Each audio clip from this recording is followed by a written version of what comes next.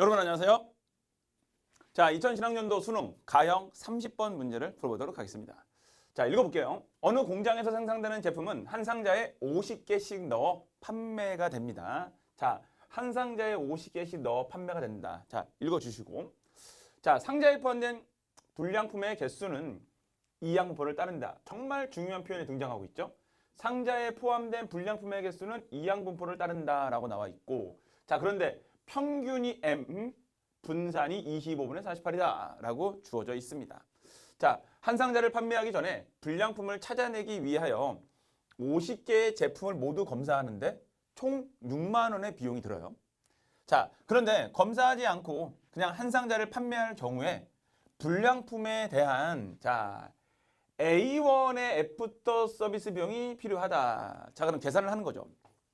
그냥 검사를 다 해서 불량품을 없앤 상태로 제품을 내보낼 것이냐, 아니면 그냥 뭐 불량품이 이 정도 있을 거로 예상은 되는데 나중에 그냥 서비스 해주는 거 계산해서 굳이 검사하는 비용하고 서비스를 해주는 것이 어떻게 된다, 같다라고 한다면 굳이 검사할 필요는 없겠죠. 그냥 이게 뭐 그 현재 현실생의 상황에서 이제 그렇다라는 걸 얘기하는 거고요. 자, 문제에서는 어떤 거냐면 이런 얘기죠.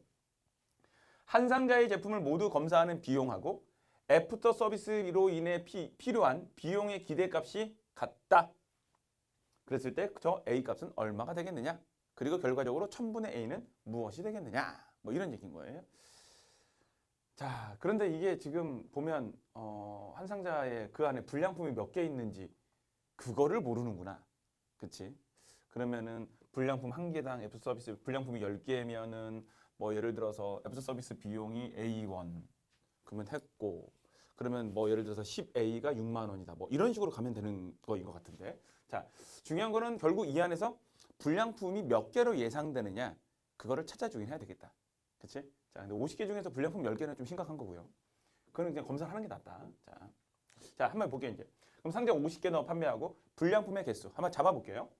불량품. 여기서는 어떤 거냐면 불량품의 개수가 변수로 잡혀 있어요. 요 놈은 이항분포를 일단은 따른대.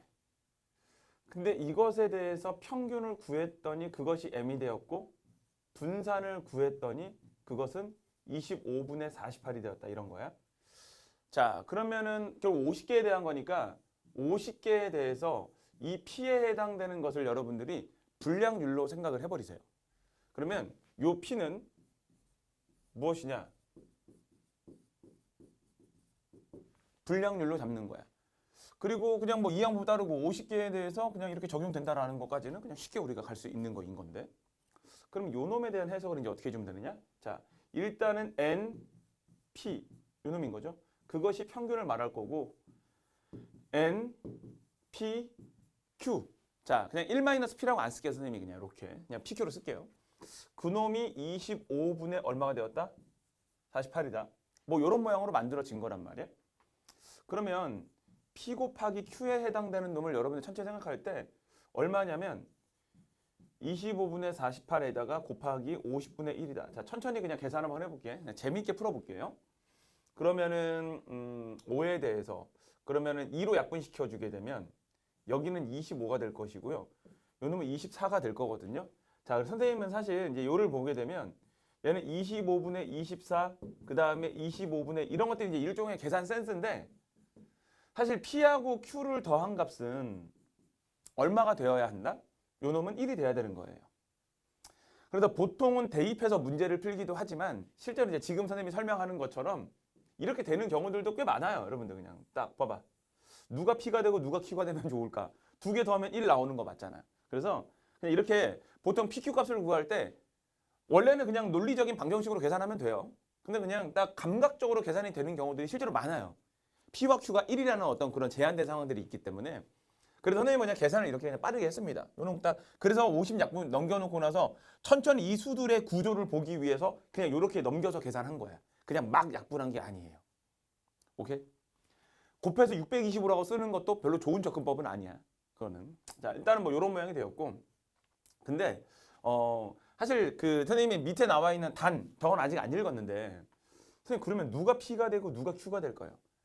사실 불량률이 P인데 얘가 25분의 24이진 않겠지. 그래 얘가 P가 되긴 할 건데 좀 정확해야 하잖아요. 그래서 여기에서 만약에 이 P값이 25분의 1이라면 M값은 자연스럽게 얼마냐면 2라고 나오거든요. 여러분들 25분의 1 넣어주게 되면. 근데 여기에서 예를 들어서 이 P값이 혹시라도 25분의 24였다라고 하잖아. 그럼 M값이 48이라고 나와버려요. 그래서 M은 5 이하의 자연수라고 사실 밑에서 얘기해주고 있어요. 그래서 두 개 중에 뭐 당연히 얘가 불량률은 아닐 거라고 누구나 생각할 수 있긴 하지만 그냥 정확하게 짚어주고 있다라는 거. 뭐 그 정도 그냥 가면 될 것 같고. 그러면 그냥 P값도 구했고 뭐 계산할 준비가 다 된 거예요. 그냥. 그럼 불량률이 25분의 1인 거 알았으니까 그럼 우리가 찾는 거 불량품의 개수는 그럼 어떻게 되는 거냐? 자, 그냥 천천히 써줄게요. 이 안에 들어있는 50개 중에서 불량품의 개수는 그냥 어떻게 된다? 네, 2개 되는 거예요. 오케이? 그러면은 한 개의 불량품에 A1의 애프터 서비스 비용이 필요하다고 한다면 애프터 서비스의 비용은 총 2A1이 될 것이고 그것이 총 검사 비용 무엇과 같아져야 된다? 6만 원과 같아져야 된다. 이 끝이야. 그러면 A 3만 원이 될 것이고요. 뭐 1000분의 A를 구하는 거니까 1000분의 A 때리게 되면 그냥 우리가 구하는 값은 왜 주관식 딱 적으라고 그냥 문제 저렇게 만든 거니까. 포인트는 뭡니까? 불량률이 어떻게 되느냐. 네, 그것을 잘 확인해 봐라. 그런 내용이었고요. 거기서 P를 구하는 과정에서 조그만 계산 센스가 존재했다는 거. 여기까지 해서 마무리할게요. 수고하셨습니다.